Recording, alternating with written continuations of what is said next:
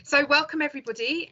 I'm Sarah Hughes and I'm the Chief Exec at the Centre for Mental Health and one of the Equally Well partners, which it's great to have you all here today and to talk about something that we feel incredibly passionate about. And I'm just going to speak for a couple of minutes and then hand over to the most important people as part of this partnership.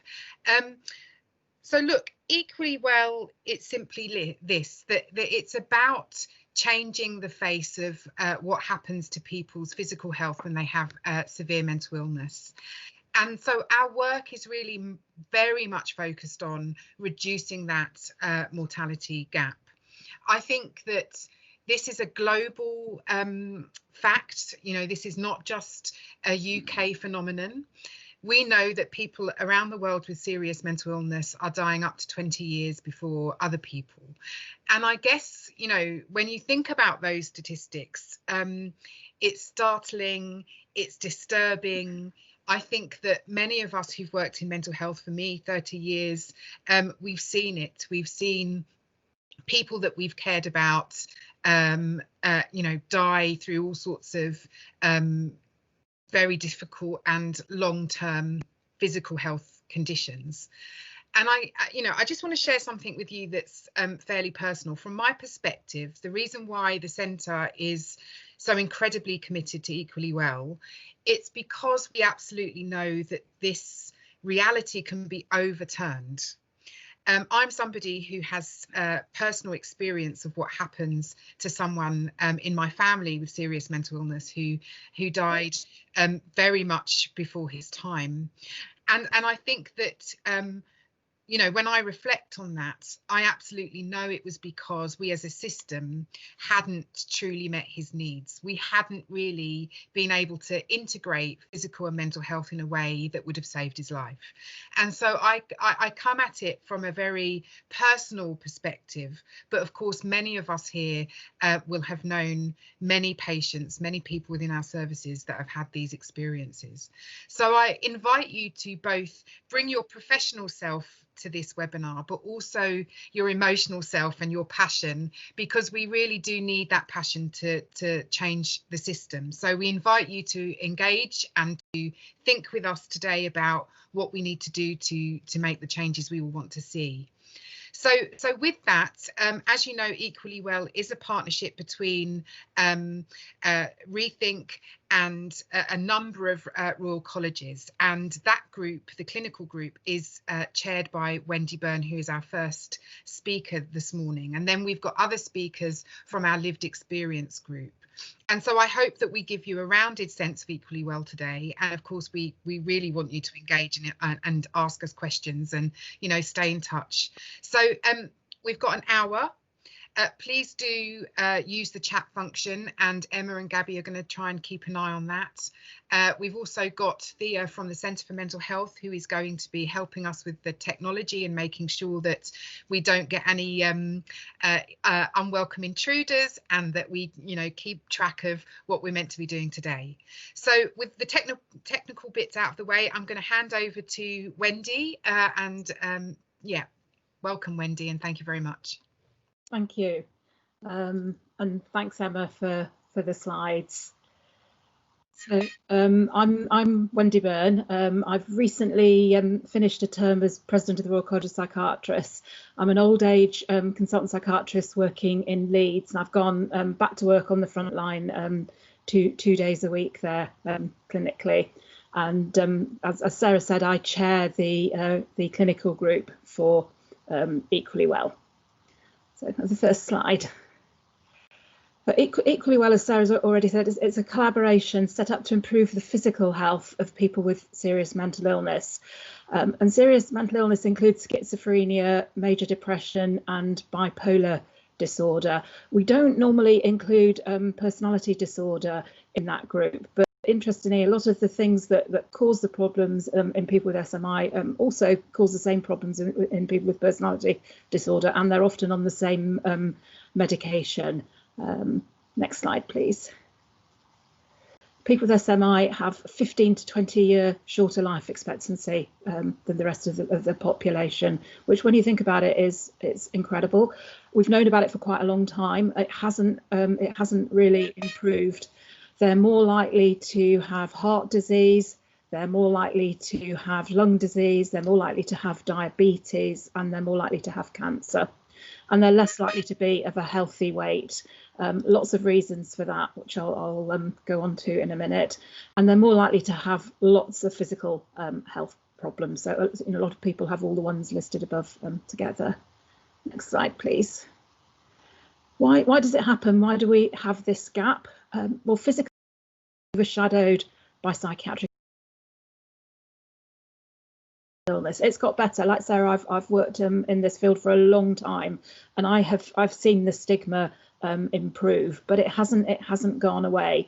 And once people are labelled as having a psychiatric illness, sometimes the care that they get from the rest of the NHS isn't so good.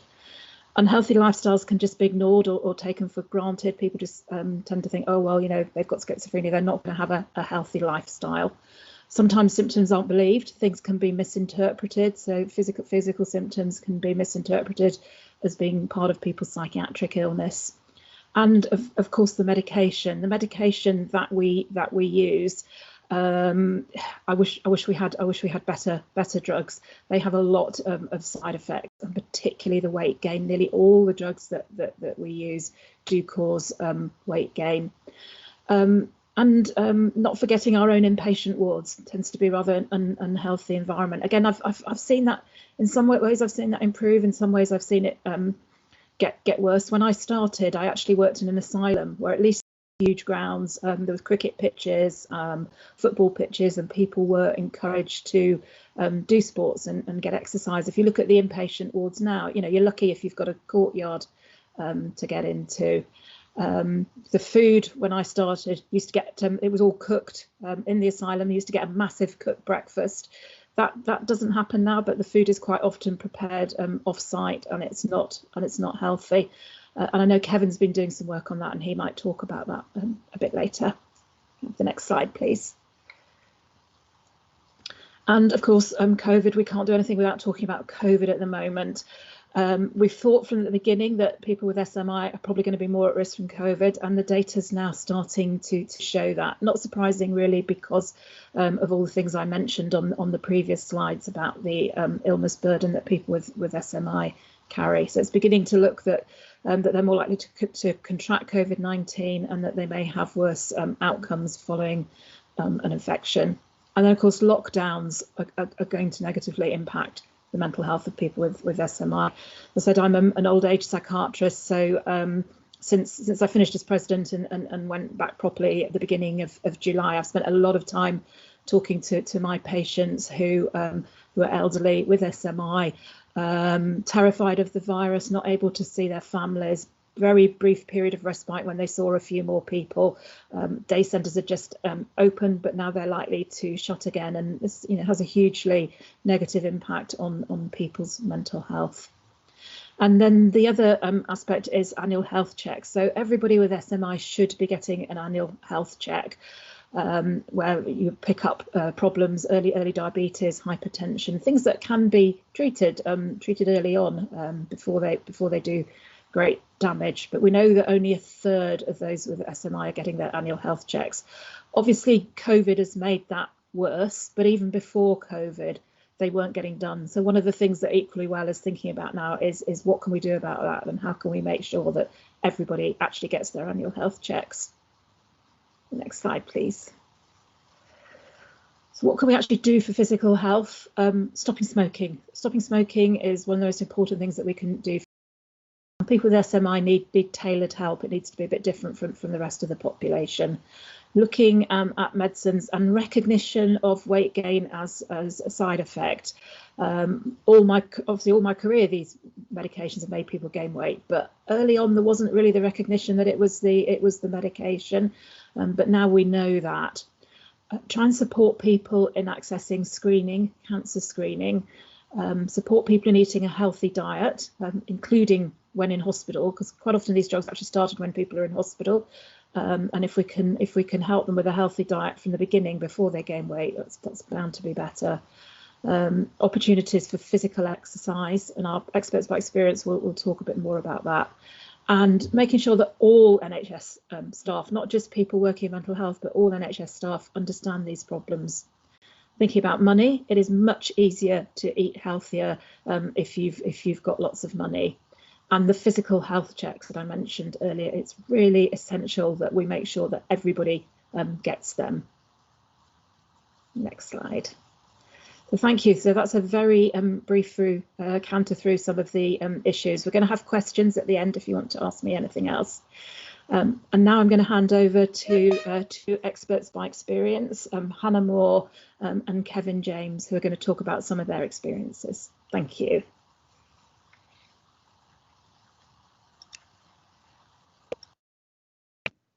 Hi, yeah, thank you, Wendy. Hi, to just introduce myself. My name is Gabby. I'm the Senior Project Officer at Rethink Mental Illness, and I help to manage the Equally Well UK Expert by Experience group.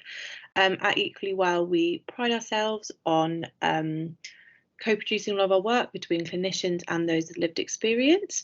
And so I'm really excited to be speaking to two of the members of the group today. Kevin James, who is actually our current chair of the group, and also Hannah Moore. So if you guys want to just quickly introduce yourselves. Yep, I'm Hannah. Expert by experience. Had quite a lot of history in hospitals. I'll give you a bit of an overview of when I talk. But yes, expert by experience. Yeah. Thank you. Yeah, and hi, Kevin James. So I'm the current chair of our Expert by Experience working group, and Wendy and I work very closely in respect of how both the clinical group and the lived experience group work together in respect of Equally Well. Great, thank you. So we'll just kick off with a question for you, Hannah. I wondered if you could describe to the group your experiences of having a severe mental illness and also weight management. Okay, so I'll give you a kind of a quick overview. So I was a very active child. I competed as a dancer and in gymnastics at national level, so I was pretty good. Not boasting or anything, but I was. It is a was. And I started to get unwell with my mental health at quite a young age. But by the time I was a teenager, I was put on medication, which did increase my weight a bit. I still kept doing my dance and gymnastics. Then by the age of 14, I was admitted to my first adolescent psychiatric hospital. And because I was so unwell, I was put on a concoction of medication that made my weight balloon. Also, it didn't help that you're pretty much sedentary all day, other than a few groups here and there. Like I think Wendy said about, about you barely don't even have a courtyard. So I went from being such an active child to completely opposite. And then medication on top of that makes a massive difference to your weight. I continued to gain weight and eventually became what was classed as morbidly obese. Everything changed when this happened, and I've seen it happen way too many times in psychiatric hospital. Not only could I no longer dance or do gymnastics, I found it difficult just standing in the medication queue due to my back hurting because I was carrying way too much weight. It was just so debilitating, and it still is. It's really hard as you need the medication as what I'm on now, which is a ridiculous concoction of, I think, 3 antipsychotics, a mood stabilizer, antidepressants, and then a cocktail of medications for my physical health problems because I've got high blood pressure, because of my weight, painkillers because it hurts to walk, even just a short distance. The list could go on, and I'm often tempted to stop taking them, as I have done before, and I do drop weight very quickly. It's untrue, but it really is quick. But because I'm just not hungry. But I guess what I have to come to terms with is that it's better to be well mentally and overweight than it is to be unwell and a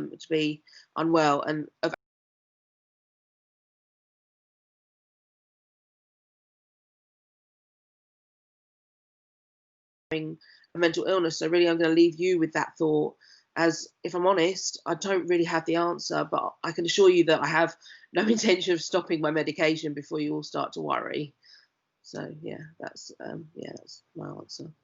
No, thanks, Hannah. So often you feel like maybe you have to be kind of choosing between your physical and mental health, you know, which one is, which obviously is not ideal at all. I think, did you maybe want to speak a little bit about how smoking is linked into that as well, I think? Yeah, so throughout my many years in hospital, this was something that has always angered me. When you go into an acute ward and you are often allowed fresh air leave, otherwise known as smoking leave, straight away. And even if you don't tend to spend a long time when you go into there anyways. So it's about, getting you better and shipping you out as quickly as possible. But say low, medium and high secure hospitals, you spend years in, and I really do mean years. For example, I spent 4.5 years in a secure unit, and about 8 months prior to that, an admission at a PQ, so psychiatric intensive care. So basically it was my home, but smoking was completely banned unless you got unescorted leave, which I didn't get at the PQ at all. And then it took me over 4 years to get any leave in the secure hospital, and often takes people sometimes a lot longer than that. And I know people, I've been out for 5 years, was in there for 5 years. I know a few people who are still in there now. So that's over 10 years just in my time.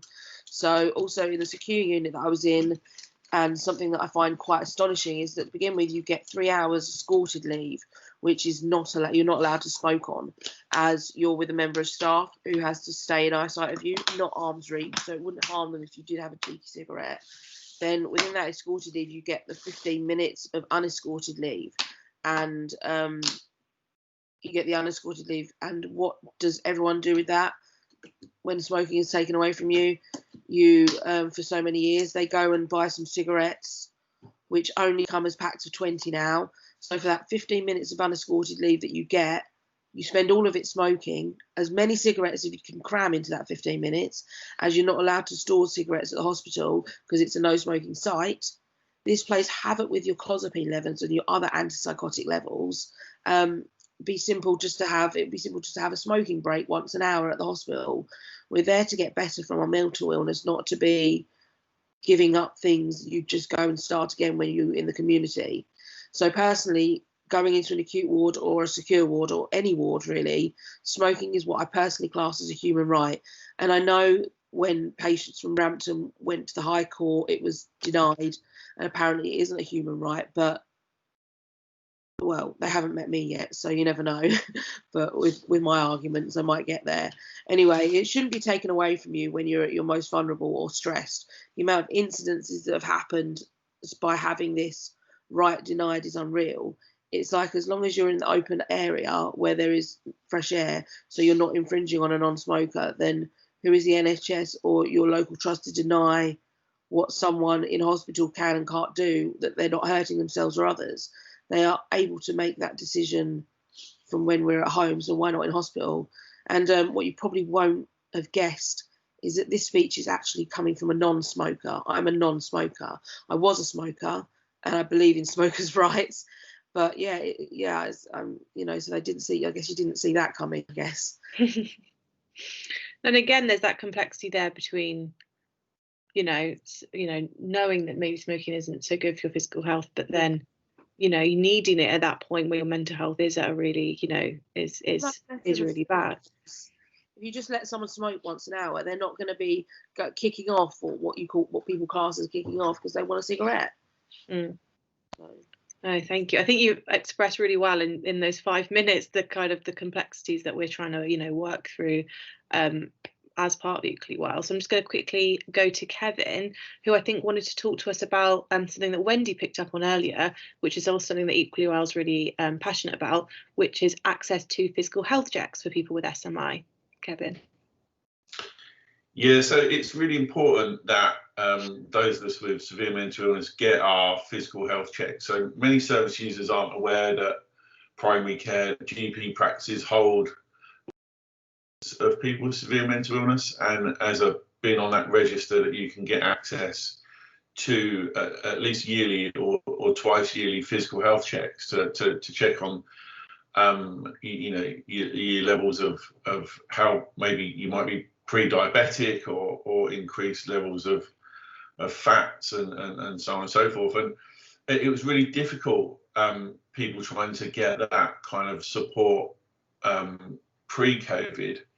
And my experience of getting an SMI check was, you know, I was due one sort of mid-June this year, and it took till the end of August to actually get that check done, because as service users, as members of the public, we hear at the moment from our GPs or our trusts or acute hospitals is that, you know, we can't do this because of COVID. It's always COVID, without any narrative behind it explaining what that actually means. So you know, I'm proactive. I'm able to advocate for myself for the most part, but even I struggled. And when I was having conversations with the practice manager, you know, I was being reassured that I'm at the centre of my care, and you know, we will arrange these checks, and then we'll get you in with a physical health nurse to look at the results.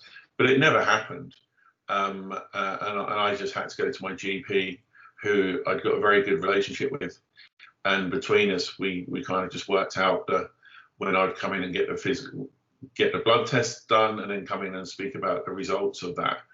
And of course, you know, exercise is incredibly important, but not everybody's able to exercise.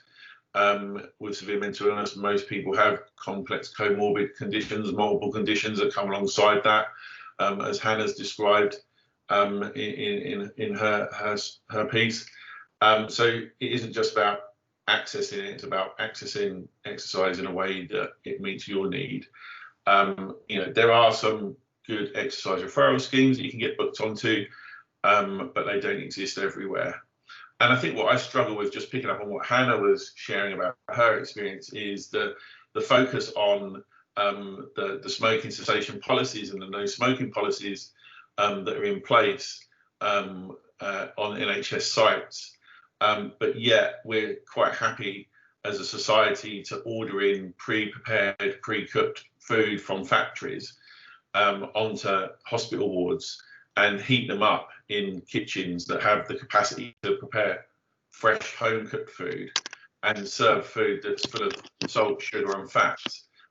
So you know, that's a real perverse message, isn't it? On one hand, we're saying we care about you, we want you to stop smoking because it's good for your health, or we want to help you reduce the amount of alcohol that you take or illicit substances, but yet we're going to serve you this food that's going to only serve to increase problems around weight gain, and potentially, you know, as Wendy referred to in her, going on to develop type 2 diabetes, respiratory diseases, heart diseases, all of those types of things.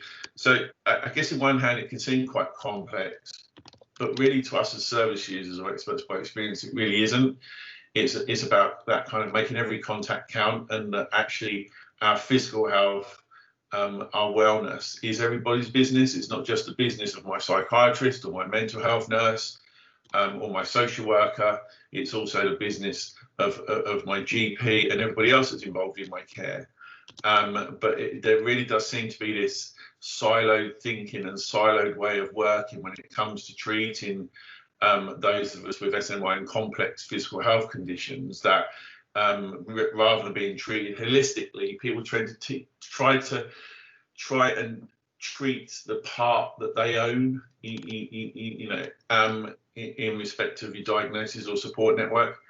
And I don't think that local governments and city councils are doing anywhere near enough around this agenda of helping people to stay fit and well and healthy, especially in respect to the SMI conversation. But there are opportunities to affect change. There are opportunities to be involved in changing the future for future service users. So here in Norfolk, we've been awarded £38 million by the government to build 4 new inpatient wards. And the life expectancy of those wards, as in a physical building, will be for 40 to 60 years. And as part of the project group working with the architects, I've been able to influence some really positive outcomes in respect of the design of that building, because what was being proposed in respect of kitchen space by the architects were commercial kitchens that only had the facility to heat up pre-prepared food. That's now changed to a much bigger kitchen facility that will prepare home-cooked food on the premises and have enough space to have cooking classes and other opportunities for people with lived experience to to be involved in preparing food, and satellite kitchens for each of the wards, slightly smaller but for the same purpose. And also the architects have expanded the internal gym space by 40% as a result of people with lived experience being involved in that conversation. My mental health trust is a member of Equally Well, and I was constantly reminding the architects and the project team all the way through the decision-making processes that we are members of Equally Well, that we have signed the charter, that we have made some pledges, and actually we need to stick to that. So there's ways of being involved that can help shape and change. No, I'll say that's really powerful. The impact of what a result of your trust signing up to the pledge and the impact that has had on something so tangible as the new secure unit. So that's amazing. And I think everything you were saying about this being everyone's business as well is really important, but making sure that when we say it's everyone's business, it doesn't become no one's business. And I think that's really important to stress as well. We have a couple more minutes. I was just going to ask you and Hannah just to sum up, and just going to ask you what being a part of the Equally Well Expert by Experience group over the last 2 years has kind of meant to you, or what, how you've enjoyed it, or how, the impact you think it's had. Hannah, should we come to you first? Or either. You start, Kevin.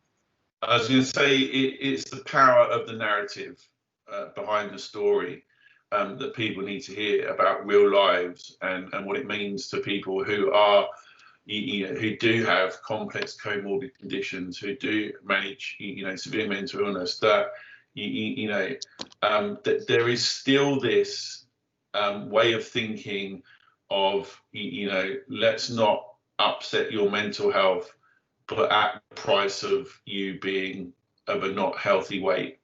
My mental health team would rather I was stable and overweight than unstable and a healthy weight, and that's something that I really struggle with as a way of thinking. But I think the power of the lived experience group is to bring stuff to life, really, because you can write articles and and that, but hearing the real personal narrative as it is really important for me.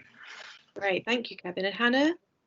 I guess just being a part of it and seeing the progress of, like Kevin said about his local trust and now installing kitchens that are going to be able to be used by patients possibly, and not just coming the cooked chill food. It's the experiences, it's the voice that we have as service users, being part of this group.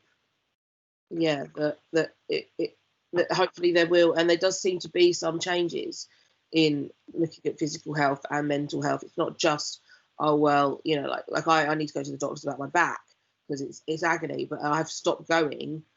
I've not gone because it's like, well, they'll just say you're overweight because of your medication, so there's nothing you can do, lose weight. It's like, well, I've tried and so they won't do anything. But if I maybe say, well, Equally Well says this, they might be like, okay, well, maybe I'll give you something that will help and maybe give you some ideas, some stretches to do. So just little things like that, really, I guess. Yeah.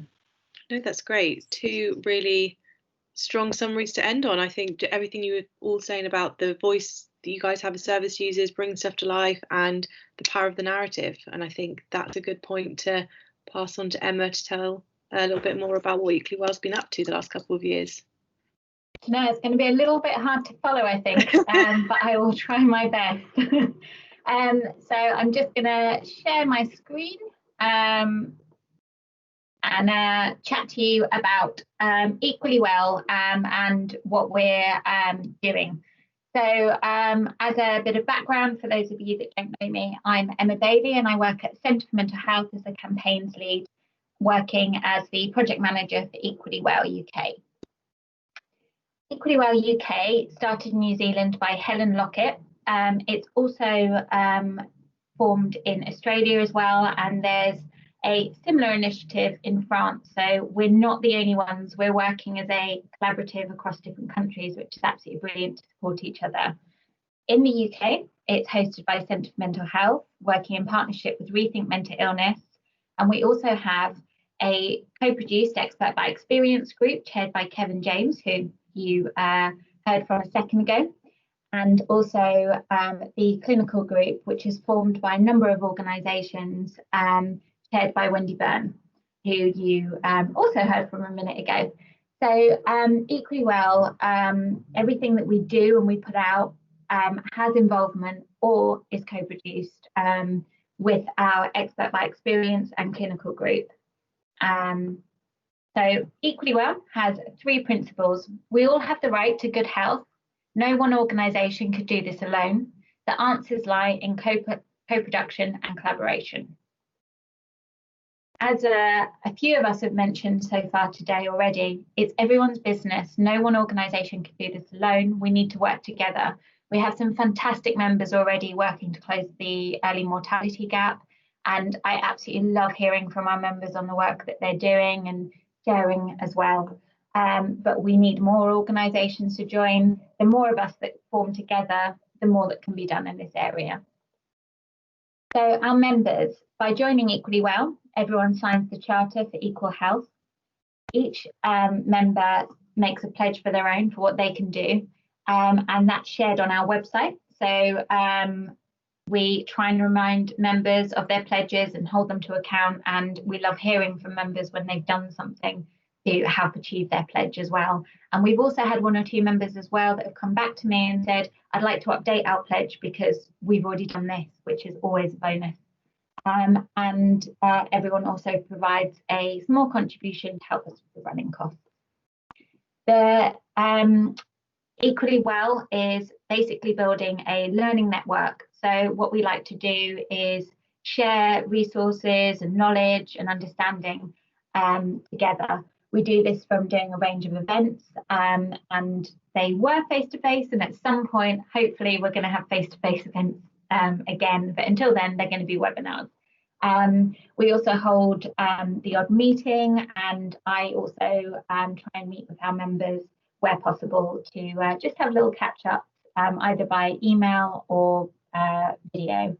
And Equally Well is also about providing a platform for our expert by experience members to share their experience and knowledge, because I personally, and I think a lot of our members have said this too, have learned a lot from them, and also from our members and expert by experience group members too.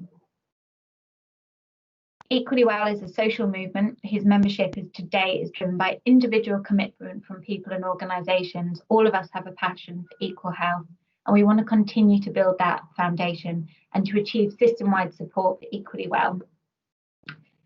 Equally Well is now 2 years old. I don't know how that happened. I've literally blinked since our first launch event, which was held at the RCN and had a fantastic hype. I think that hype has still stayed, which is brilliant. We've done 12 podcasts. These are also one of our members, the Mental Health. Andre did a range of podcasts to help us launch, and the Royal College of GPs also did 2 podcasts as well. They can all be found on the Equally Well website. We've also produced some videos. We're often on Twitter, so feel free to always connect with us on there. And we've published a number of blogs and briefings.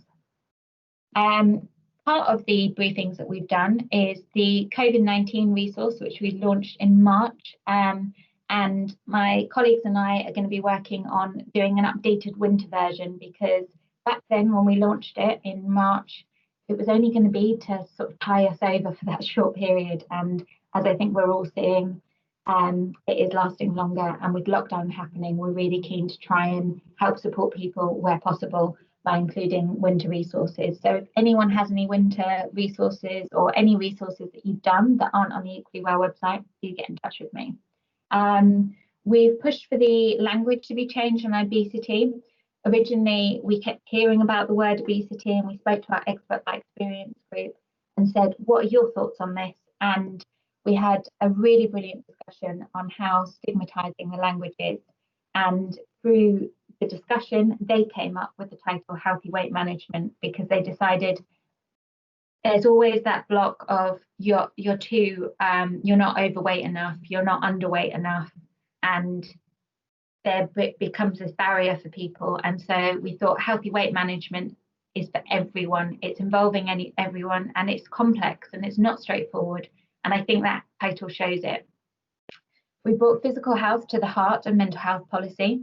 We put a spotlight on mental health in the National Diabetes Audit through our clinical group, who led on that. We supported major reports from Health Education England, Public Health England, Action Against Smoking and Health, RCN, and a number of our members as well.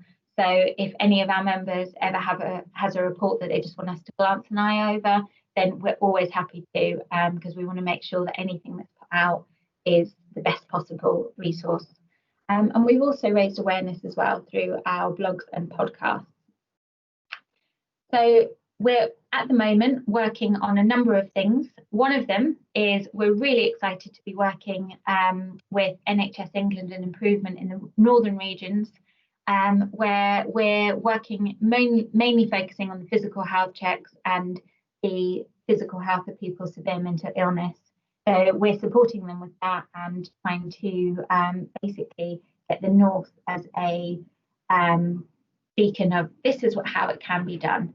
And we're hoping other areas will also follow suit, so that we'll have regions working together in more of a siloed networking way.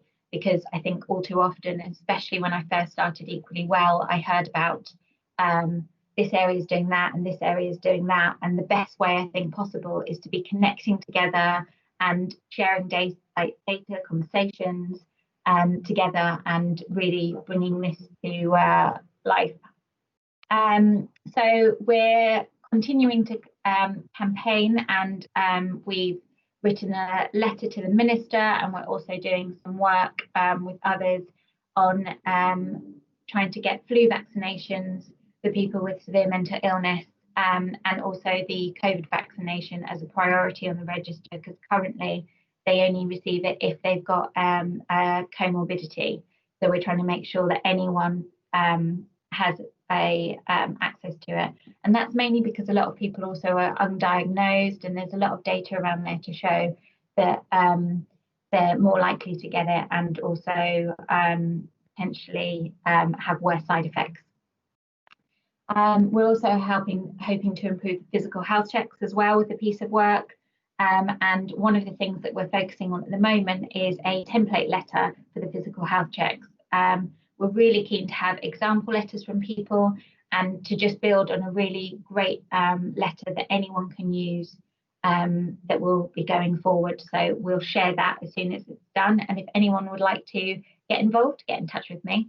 And then, of course, we're continuing our members webinars and our key streams of work on tobacco smoking, healthy weight management, and a number of other topics as well. I think as everyone that works in this field will know, that there's just constantly new things happening and new information coming to light, and there's just so much that we need to work on.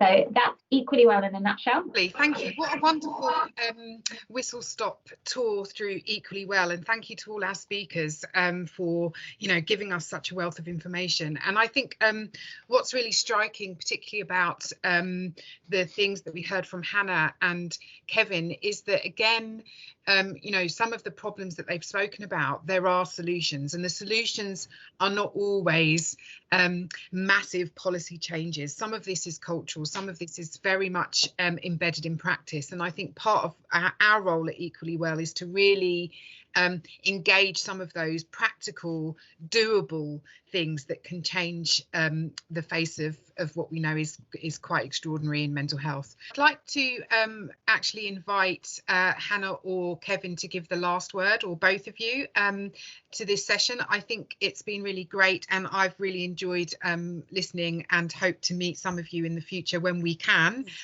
safely do so. But Hannah, Kevin, anything you'd like to say?